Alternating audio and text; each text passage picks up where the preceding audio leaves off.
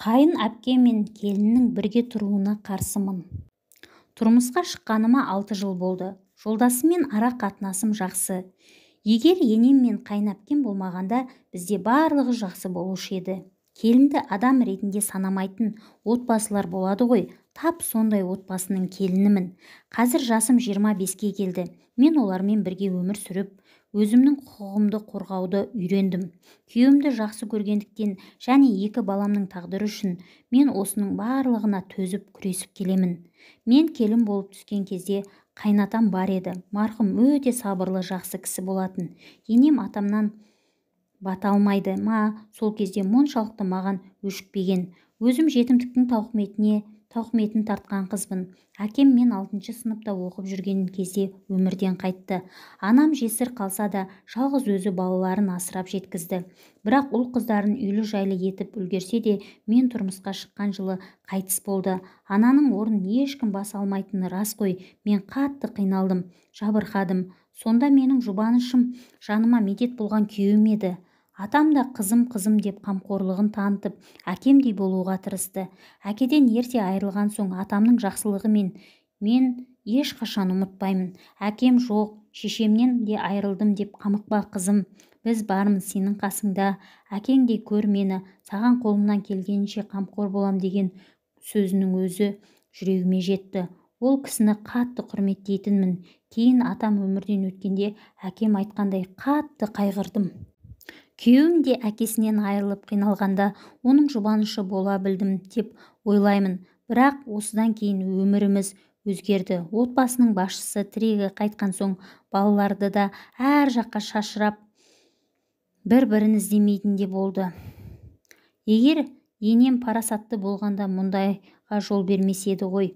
Ол не істеді? Тұрмыстағы қызына жақсы бол, күйеуіңмен ұрыспа, отбасыңды сақтап қал деудің орнына ажыратып алды.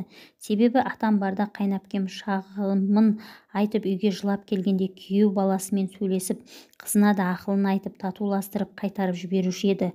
Отбасы болған соң болады ғой ондай ұсақ-түйекке келіспеушіліктер. Ал қайынәпкем сол ұсақ-түйекті жіпке тізіп енеме айтып отыратын еді. Ақырында енем ішіме сыйған қызым сыртыма да сияды деп әкеліп алды жанына. Өзі ғана емес, әрине, 2 баласы бар еді. Сол 2 баласымен бірге алып келді. Жездеміз де құда-құдағида кешірім сұрап талай рет келгенде табалдырықтан аттатпай жіберді. Соншалықты бүлініп қалған, кешіре алмайтындай жағдай болса түсінер едім. Жас болсам да енемнің бұл қылығының дұрыс еместігін білетінмін. Бірақ енеме ақыл айтып сіздікі дұрыс дей алмадым. Айтқан күннің өзінде де мені тыңдайын деп отырған енем жоқ. Солай бір отбасы қирады. Ажырасқан қызын бауырына басып, оның 2 баласын өзінің туған немерелерінен артық көріп, бізге де қарсы шыққанда тісімді тісіме қойып шыдадым.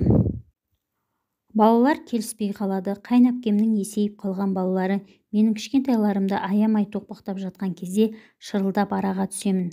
Рас, үлкендер баланың арасына түспей, олар қазір шекісіп қалса да артынша ұмытып бірге ойнап кете береді. Ал бала үшін ренжіскен үлкендер мұндайда бір-бірін кешіре алмайды деп ақылдарын айтып жатады. Бірақ артық кетіп бара жатқанда балаға да тәйт деп қою керек қой. Керісінше аңырап жылап отырған баламды сүйрелеп әке-шешеңнің алдына барып жыла, миымызды соққылап жібердің ғой деп бөлмемізге әкеліп қамап кетеді. Мен баламды қорғай алмасам, несіне ана болып жүрмін деп ашуым келіп сөйлеп қаламын. Сонда қайынәпкем өз орныңды біл, шаңыраққа қара деп доқ көрсетеді. Негізінде мен оның шаңырағында жүрген жоқпын, мен өз шаңырағымда жүрмін. Осылай дегеніме ерексіп, қазір басқан ізімді аңдып, сені бұл үйден қалайда құртамын. Сол кезде өз шаңырағыңның қайда екенін түсінетін боларсың дейді. Енем де оны қостап отыр. Не істерімді білмей әрең шыдаудамын. Ал күйеуім әпкесі мен анасына қарсы сөйлей алмайды.